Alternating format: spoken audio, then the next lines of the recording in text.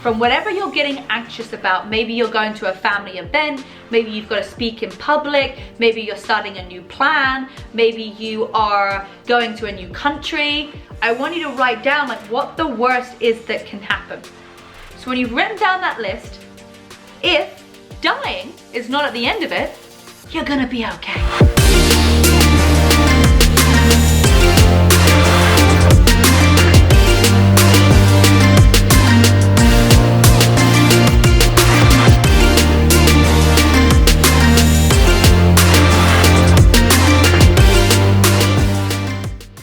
Alrighty everybody, I have just got done with an Instagram live. That was so much fun. We had Alfie balancing a toy baguette on his head. So if you have not seen that, well, you've missed out drastically. He has got incredible balancing skills. And this guy couldn't be any more secure within himself about who he is, and he doesn't even care if you put a baguette on his head. So, enough of that intro. We're sat here right now in Huntington Beach. I'm sat in my living room, and after the live, during the live, I was talking to you guys about what you want to see in the podcast. If you're not already following the It Takes Grit podcast, please go ahead and do that. And I was asking you guys, what is it that you want to learn more about? What are you struggling with? And a lot of things came back from anxiety and depression. And I've done a few things on my YouTube channel about my own personal story with anxiety, but I wanted to dive a little bit deeper into it today and to give you guys some more tangible tips about how you can construct your life when you're feeling those moments where it's just getting a little bit too much and you want to explode. Okay, ever felt like that? You're like, I'm going to explode. What is wrong with me? Don't worry, nothing is wrong with you. I've got some great things for you. And let's just kind of like rewind. And I'm going to share with you that I have suffered with anxiety. And I actually suffered with it, I believe, when I was about 14, 15 for the very first time. I would get very worried about going into a classroom, especially if it was like languages like German and French, because I was so scared about talking in another language. And actually that would frighten me, and I would go and hide and go and do like a sports class or something. And I actually went to see a therapist when I was about 15. It was very weird, and she actually just made me cry every single time I went, so I stopped going. But I was having these recurring dreams. I was getting kind of very like frustrated with myself, and I just felt like I always wanted to be successful. And sometimes I would just get in my head about like what I'm doing and where I'm at and why I'm on this planet. So if you've ever felt like that before, I totally align with you and I totally understand. And as I kind of went through my adult life, I've had a crazy past of partying, drugs, alcohol, drinking, I mean like wildness. I feel like I was in such like a rat race of a world that I never really spent time getting to know me. And so when all of that stuff stopped, it was like, oh my goodness, now what? Now who am I? Who am I in finding my identity? So I was in a relationship before. I know I've spoken about it before. I was married before. And during that relationship, I would get so frustrated within myself. Like, I never took it out on anybody else. It was always on me. I mean, I would scratch myself. I've hit my head against a wall where I've had like a golf ball size on my head. I've had those moments of frustration. And if anybody's going through something right now where you're like, I don't know if there is a way out. Well, one, I'm going to tell you, great news, there is. It's going to take a little bit of work. It's going to just take you being dedicated to becoming the best version of yourself, but it's possible. And which is really exciting is that you can speed up that process, because I'm going to give you the tips.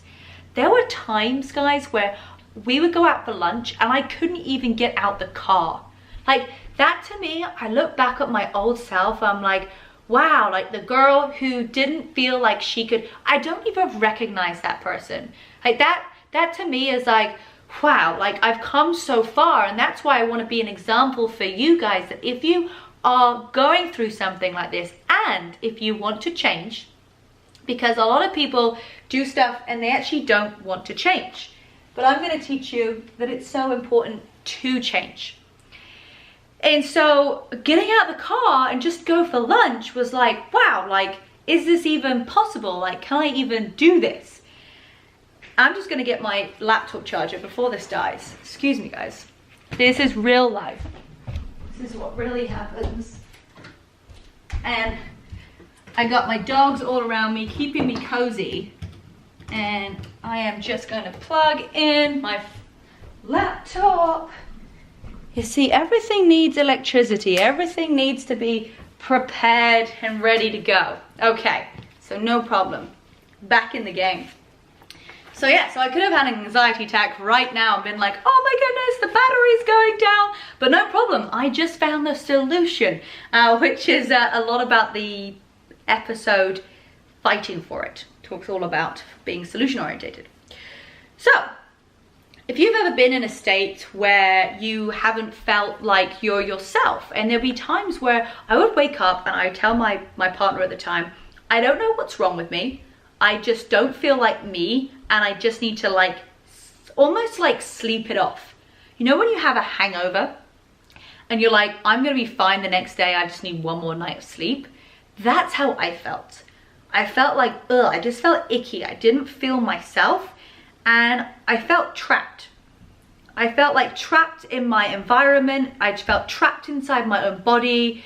And I feel like sometimes people are struggling with anxiety because you are not being your full, authentic self. And you're not doing all that you want to be and all that you can be. And sometimes that gives us anxiety.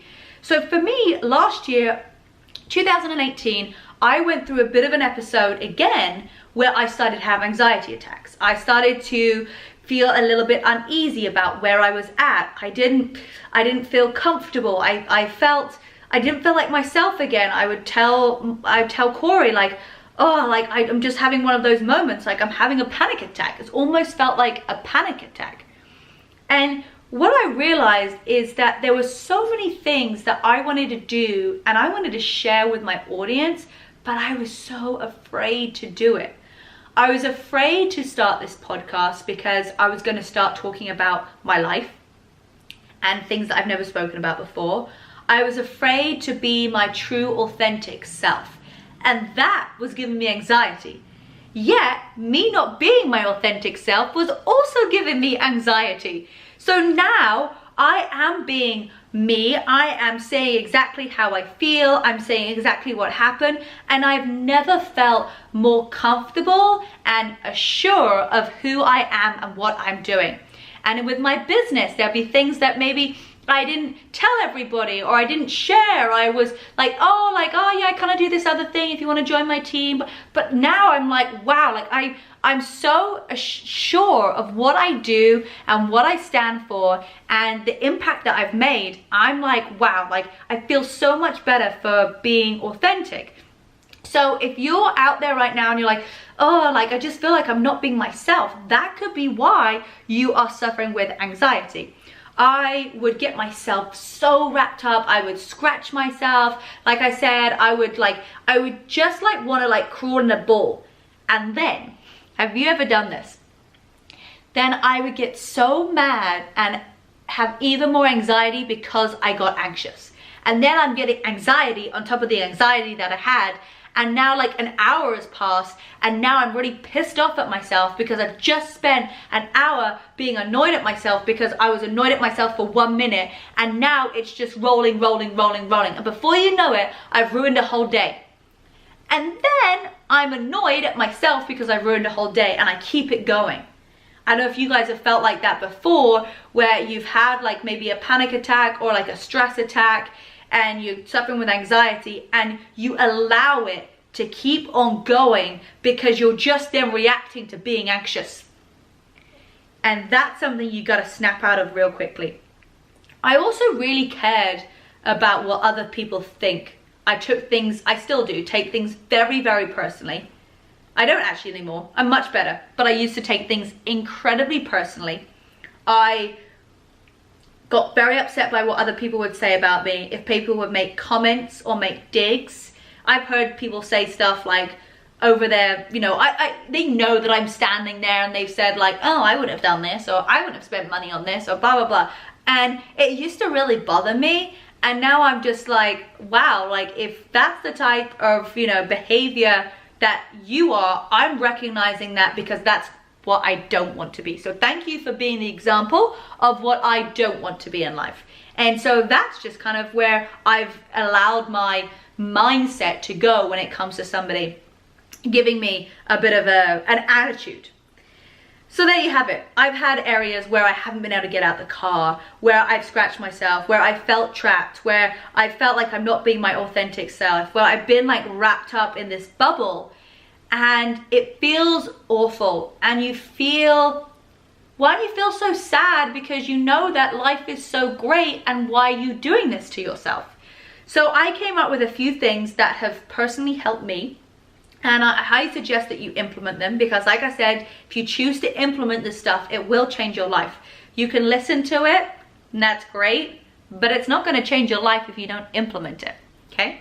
So number one, when you feel like you've got like a panic attack or an anxiety or something, you know, coming on, and this sounds like something really simple, and you're going to have to teach yourself how to do this because it's not going to happen the first time. You need to breathe, and you need to count to 10 very slowly, because that's going to slow down your reaction. I sometimes tell Corey, like, especially if I've had something in business or something's gone wrong, I need 10 minutes without my phone to react, because I need to solve the problem rather than telling off the person who was supposed to do what they were supposed to do. And anyway, I take 100% responsibility for it. So I would say, take my phone. I'm not going to reply just yet because I need to calm down and I need to think of the right response. So it's the same when you're having that anxiety attack, panic attack, frustration.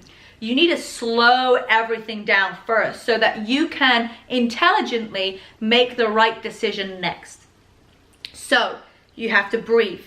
How do you remember to do that?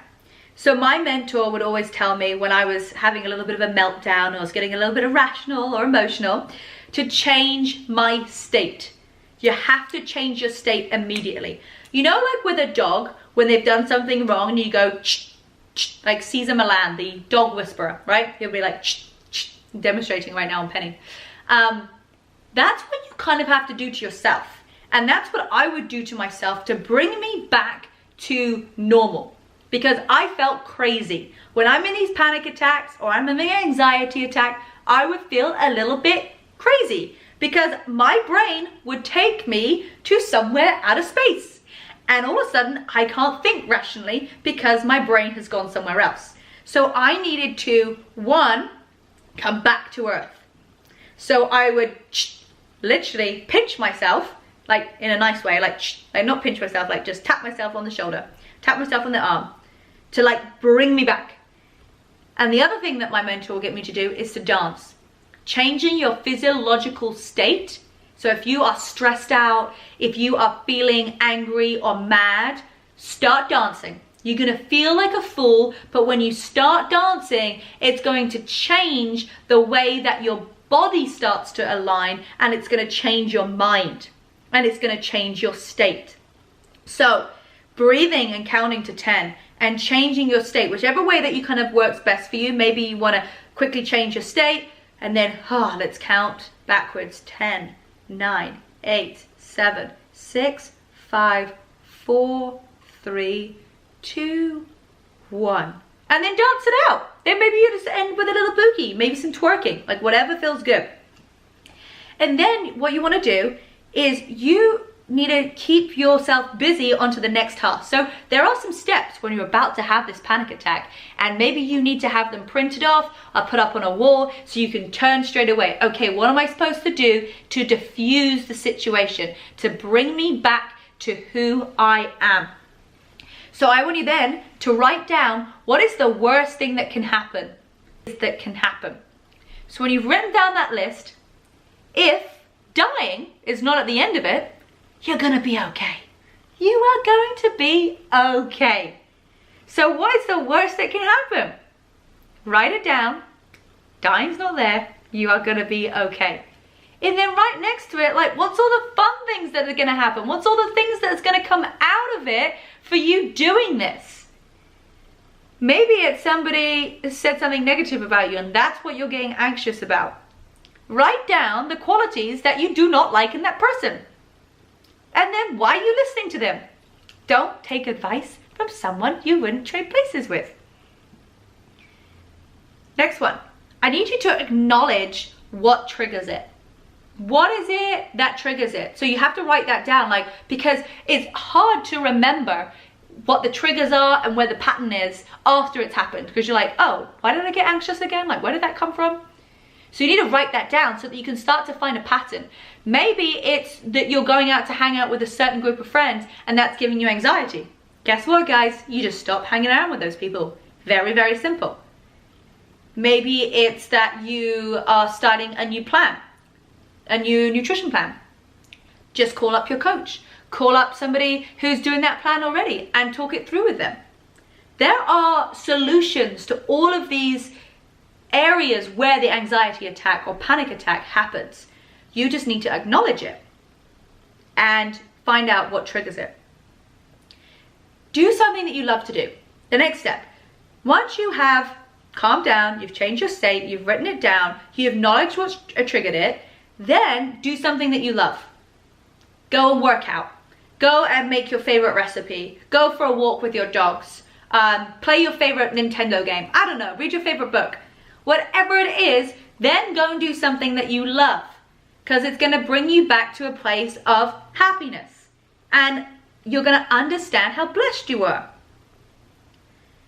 You then need to change your environment.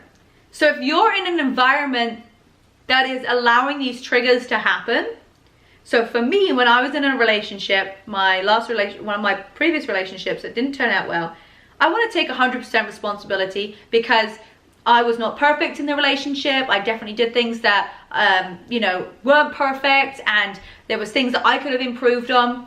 But ultimately, it was my decision of how I wanted that to continue. And I didn't want it to continue, so I had to take myself out of that environment. I had to remove myself from things that were making me trigger, from a feeling of being trapped, of a feeling of not reaching my full potential, to a feeling of not being supported the way that I needed to be supported. It's a big step. It's a big step having a change of environment, changing your friends, changing your family, changing your work situation, changing your country. I get that. I moved country. I understand. That's something that needs to happen for you to be able to reach your full potential, though. I mean, that's just how it is. And you've got to cut off. If you've got an ex that you are still chatting to and you are still saying, oh, but they're going to change, they're working on themselves, but I'm just checking in with them daily, weekly to see how it goes. No, you're going to get anxiety from that. You're going to get pulled down from that. You have to cut it off. And plus, you are not doing that person any favors in allowing them their own personal growth. So you have to separate. That's the only way that you can grow and get to where you want to be. None of this like, oh, well, we're just friends and we're just checking in how we are. Sorry, doesn't work. Going into an anxiety attack and that panic, and for me, I used to get so like caught up in the whole thing that then I'd lose a whole day just because I got panicked over one thing. I realized that I needed to choose to be grateful. I needed to come from a place of, oh my goodness, I'm so blessed that I have, a house that I live in, that I have 2 amazing dogs, that I have my fingers and toes, that I can breathe. I had to start coming from a place of being grateful, because I felt so ungrateful when I would get into an anxiety attack and I would waste my time just getting muddled up and fuzzed in my own head. It wasn't helping me. It wasn't helping the people around me, and I certainly wasn't serving my community. So I had to come to a decision that I was going to take 100% responsibility for having those anxiety attacks, because I was the one who could choose to implement the steps to be able to make a change. So I did. I implemented those steps, and I started to come from a place of being grateful. Because when you're grateful for things, and you realize how many amazing things you have in your life, that anxiety, that panic is going to disappear. Because you're always coming from a place of being blessed, from being grateful, and be in a place where you can serve the world. Can you serve the world? Can you serve your friends and family if you're getting stressed and anxious over something that really doesn't, ultimately, it's not even having a massive effect on the world? It's just inside your own head. It is just inside your own head. You've got to work on loving yourself so that you can serve other people. You have to love yourself. You have to be your authentic self. You have to be out there being who you truly are. You have to be out there doing what you truly deserve to be doing, and doing what your passion is and what your purpose is. Because when you feel like you're not being you, and you feel like you're not doing what you were put on this earth to do, that is going to create anxiety. And if you're not being the best version of yourself, then that's also going to create anxiety as well. So you've got to love yourself. And what I realized was that if I was getting anxious about like what other people like thought or felt about me, I'm like, that's just made up in my own head. I'm like, really? Nobody really cares. Like, so people are so self-absorbed with what they've got going on, they don't really care what you're doing. They might make an opinion, they might make a comment here and there, but it's not consuming their life with what you are doing. Don't think you're so amazing that these people who've said something negative to you really care. Really care. Because they're so self-absorbed in what they're doing. Whatever you're doing, if they're disagreeing with it, they're just putting a few comments here and there, but they're not really thinking about it. Have you ever been in a classroom or an office where you feel like you said the most stupidest thing and you added a comment that you're like, oh my God, I can't believe I said that? And I did that the other day. I commented something and I was like, oh, that really wasn't that smart. Like, I felt kind of dumb saying it. And I keep thinking about this same thing. However, I know that everybody else in that room wouldn't even be able to tell me what that sentence I said was. I know that. They don't care that much. And if they don't think it was valuable, they'll screw them. I think it was a valuable comment. So you have to love yourself first, and you have to be authentic, because that's going to help you with your presence every day, and to allow yourself that space to become who you really are. And every single time you're getting worked up and you're getting stressed and you're having a panic attack, and you're like, you've got to choose to take those steps. I find so many people don't always take the choice of implementing things. They go, oh, well, it's all right for you, you know, yeah, lucky you, like it works for you. No, it's going to work for you. You just have to implement it. It's not easy to implement, no. But you have to make the choice and the decision that if you really want to step away from your anxiety, if you really want to, you know, wake up every day and have excitement and purpose and not be worried, you have to do work on yourself. And when those things start to happen, that triggers the times where you're getting anxious, go through these steps. Get connected with yourself. Realize that if you're getting outside information from people, like I said, they are so caught up in what they're already doing. They really don't care that much about what you're doing. Like, honestly, like, they just don't. The only person that cares so much about what other people think or other people's opinions is you. And you're allowing that to dictate your life. You're allowing other people's opinions to shape who you really are. And that's a tragedy. That is absolutely a tragedy. That's terrible. You need to like put your big girl pants on and say, this is who I am. And you're going to attract the people that think like you and who are on the same page as you. And then you're going to feel more empowered. Then you're going to feel more excited. And then you're going to feel more ready. And you're going to feel more like yourself.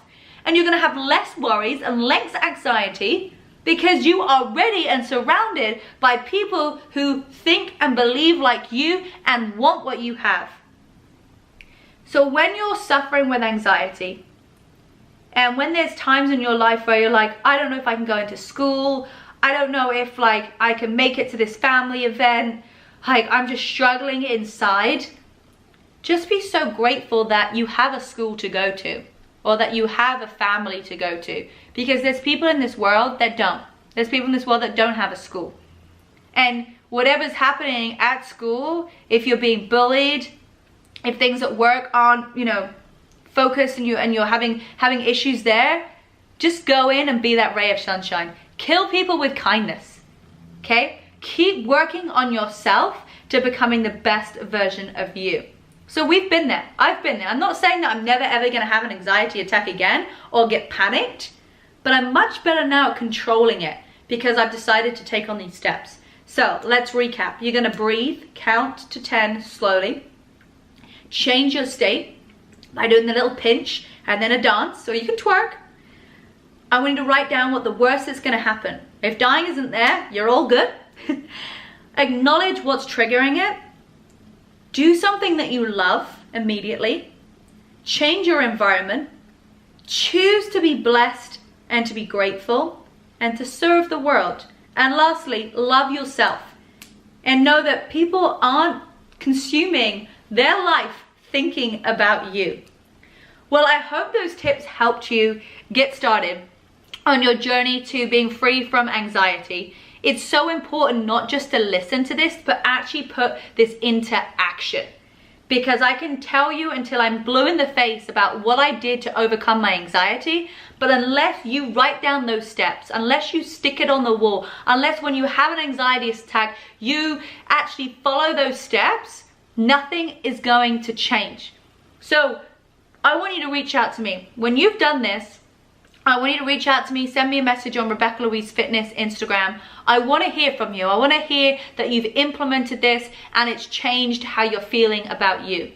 Because you deserve to have the life that you want, free of anxiety, free from panic, and free from feeling negative about yourself. It has to start with you. You have the choice. You have to take 100% responsibility with zero excuses for overcoming your anxiety and making the steps to do so. So thanks for joining me on today's podcast. I absolutely love doing these. Of course, if you've got any suggestions, please go ahead and leave a comment on the It Takes Grit podcast Instagram. And of course, subscribe to this podcast. You can hear it on iTunes and Spotify. Guys, I love you. Stay safe, stay strong, and keep on believing in yourself.